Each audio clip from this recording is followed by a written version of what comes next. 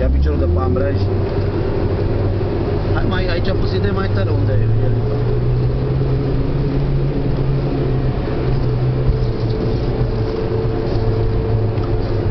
Mă duc mai sus?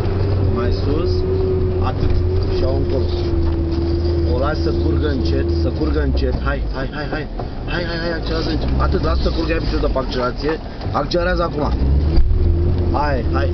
Hai că mergi foarte bine. Viraj dreapta, hai. Pe acolo, pe lângă el, între șaloane, prea mult accelerezi. Hai. Hai, încă. Spre stânga puțin, spre stânga ai dreapta, stânga e aia. Lasă să curgă, dreapta acum. Dreapta. Tu nu prea înțelegi care e dreapta, piciorul pe ambreiaj. Calcă bine ambreiajul, calcă-l de tot. Ei, călcat. Ia volan total. Dă-te la o parte. Mai mult volan. Faceți-vă treaba. Mai mult. Ia piciorul de pe ambreiaj și calcă pe accelerație. Hai.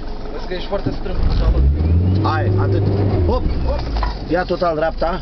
Calcă ambreiajul ăla de tot acum. Total dreapta. Hai, încet. Ridică piciorul de pe ambreiaj. Încet. Hai, accelerează puțin. Hai, dreapta. Hai. Te încadrezi pe alea, încet, fără să accelerezi. Hai, acum. Și fii atent, pe urme, dar nu pe șleau, pe lateral. Mai dreapta puțin. Atât. Talpă, mai dreapta. Hai, talpă.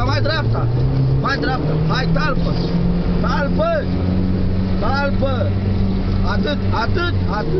Hai, dă-i încolo, hai. Dă-i că merge, trece. Dă-i că merge, hai. Pe urme. Opa, ajunge.